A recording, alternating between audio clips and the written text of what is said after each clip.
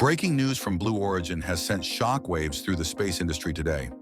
In an internal email obtained by CNBC's Morgan Brennan just minutes ago, Jeff Bezos' space venture announced a dramatic 10% reduction in its workforce. The cuts will impact critical areas, engineering, R&D, and program management. But that's not all. After weeks of silence following New Glenn's historic first orbital flight, Blue Origin's CEO has finally pulled back the curtain on what happened to their massive booster that mysteriously vanished during its descent. The revelation comes with an unexpected twist. Despite these setbacks, the company is doubling down on its ambitious plans, announcing their intention to land on the moon this year. The question on everyone's mind: how can Blue Origin pursue lunar ambitions while laying off 1,000 employees? Is this a strategic realignment, or is Bezos' space dream hitting turbulence? Welcome to Elon Musk 24 Hours, your premier source for space industry news and developments. Today, we're taking you behind the scenes of Blue Origin's latest moves and what they mean for the future of commercial spaceflight. Let's dive right in, right? The competition with SpaceX adds another layer of intrigue to this story. While Elon Musk enjoys unprecedented access to President Trump, Bezos has taken an unexpectedly diplomatic approach. He's publicly expressed trust in Musk's assertion that this political influence won't give SpaceX an unfair advantage. Bezos has even voiced support for the Department of Government Efficiency, a committee co-chaired by Musk. It's a fascinating dynamic. Two billionaires engaged in the space race of the century, maintaining a delicate balance of competition and cooperation. But executing these ambitious plans requires more than just technical expertise. Limp is orchestrating a fundamental transformation of Blue Origin's culture. The company has historically operated more like a research and development organization, focusing on innovation over production. Now, Limp is working to integrate Amazon's customer-centric principles into Blue Origin's passionate, mission-driven culture. To facilitate this transformation, Limp has assembled an impressive leadership team. Alan Parker, former Zillow and Amazon executive, joins as CFO. Jennifer Pinose brings her human resources expertise from Amazon's devices team. Ian Richardson, a SpaceX veteran, leads manufacturing operations, while Tim Collins, with experience from Flexport and Amazon, oversees the global supply chain. It's a strategic blend of space industry experience and commercial expertise. The discovery of a New Glenn payload fairing fragment on a beach recently added a poignant touch to this story. This wasn't just any debris, it carried the signatures of the engineers who built the rocket. For many in the space community, it was a tangible connection to a historic moment, a reminder of the human element behind these massive technological achievements. Looking ahead, Blue Origin faces critical challenges. The investigation into the booster landing failure must satisfy FAA requirements before launches can resume. The spring launch target seems ambitious, given the FAA's traditionally cautious approach with new rockets. But Blue Origin has brought in SpaceX veterans who understand how to navigate these regulatory waters while maintaining momentum. The payload for the second New Glenn launch remains unannounced. Limp indicated they have several options, treating the first 3 flights as development missions. While they prefer to carry commercial payloads, they're prepared to fly mass simulators if necessary. This flexibility could be crucial for maintaining their ambitious launch schedule. NASA's Escapade mission to Mars provides an interesting perspective on how the space agency views New Glenn. Originally slated for the inaugural launch, NASA chose to delay rather than risk the mission. The $80 million project, designed to study Mars' response to space weather, represents a calculated risk by NASA, important enough to demonstrate confidence in New Glenn, but not so critical that a failure would be catastrophic. Technical comparisons with other rockets reveal New Glenn's unique positioning. Its payload capacity exceeds Falcon Heavy in both low Earth orbit and geostationary transfer orbit configurations. The use of liquefied natural gas as fuel offers potential advantages in efficiency and reusability. The larger fairing size opens up possibilities for unique payload configurations. While official launch costs haven't been announced, estimates suggest competitive pricing around $1,511 per kilogram to orbit.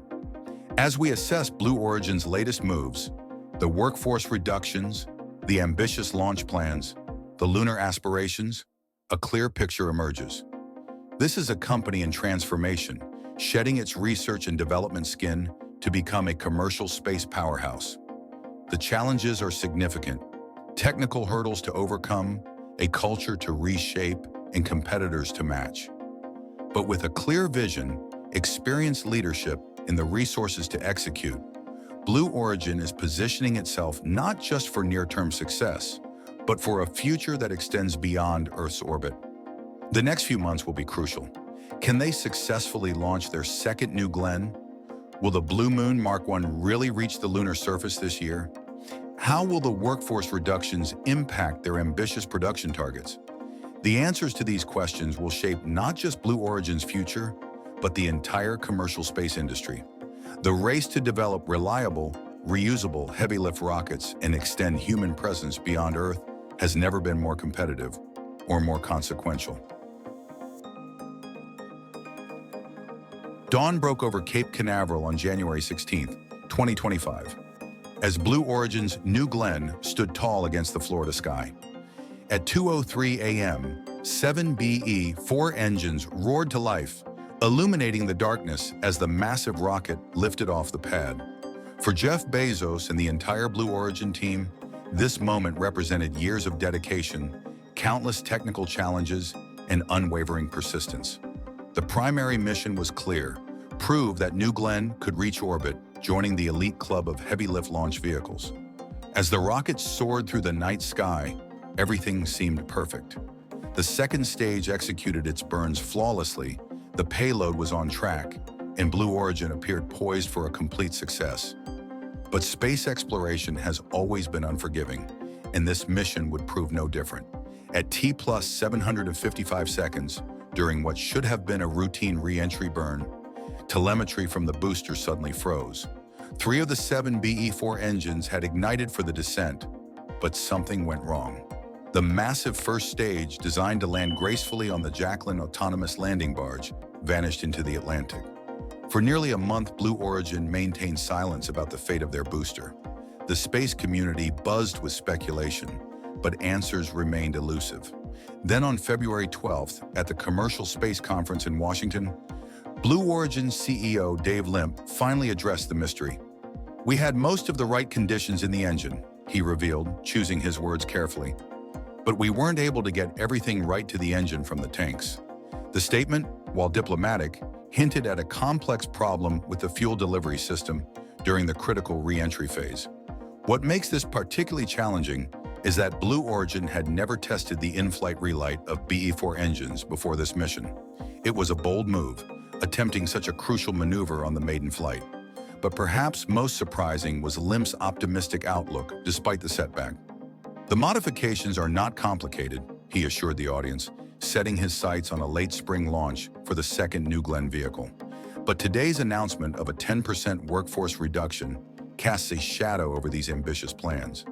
The cuts will impact over 1,000 employees across engineering, R&D, and program management. It's a stark reminder that even in the high-stakes world of commercial spaceflight, business realities can't be ignored. The timing is particularly poignant, just as Blue Origin aims to accelerate its launch cadence to an unprecedented level.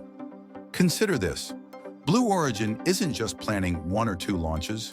They're targeting up to 10 New Glenn missions this year alone. 3 test flights followed by commercial missions for a variety of customers. The manufacturing capabilities are equally ambitious. They're currently producing 1 BE-4 engine every week, with plans to double or triple that rate in the next 12 to 18 months. That's a leap from 50 engines annually to potentially 150, all while reducing their workforce. The pressure to deliver isn't just internal.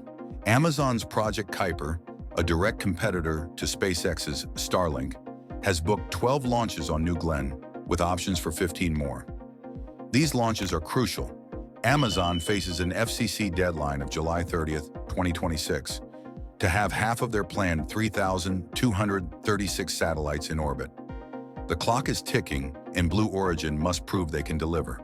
But perhaps the most audacious goal revealed today is Blue Origin's lunar ambitions. Dave Limp dropped a bombshell. They're planning to land their Blue Moon Mark 1 cargo vehicle on the lunar surface this year. It's a bold declaration, especially considering the company is still investigating what went wrong with their first New Glenn booster. The Blue Moon program itself is fascinating in its scope. It comes in two variants. Mark 1, a single-launch cargo vehicle capable of delivering 3,000 kilograms to the lunar surface, and Mark 2, a human-rated version designed for NASA's Artemis program. The latter could potentially carry 4 astronauts to the moon for extended 30-day missions by 2030. What's particularly intriguing is how Blue Origin is positioning itself for even greater challenges. The technology they're developing for Blue Moon, especially the ability to keep liquid hydrogen fuel barely above absolute zero for extended periods, has direct applications for future Mars missions.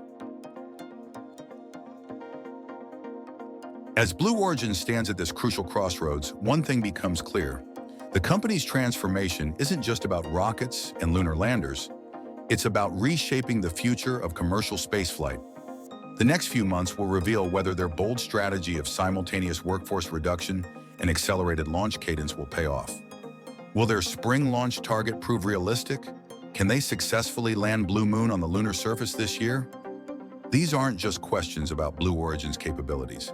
They're milestones that could reshape the entire commercial space industry. What do you think about Blue Origin's chances of meeting their ambitious timeline? Share your thoughts in the comments below. Will they stick to their spring launch window, or are we looking at another delay? Let us know your predictions. If you want to stay updated on this developing story and other breaking space industry news, make sure to subscribe to Elon Musk 24 Hours. Hit that like button if you found this analysis helpful, and don't forget to ring that notification bell to catch our daily updates on the latest developments in space exploration. This is Elon Musk 24 Hours, keeping you informed about the future of space travel. Until next time.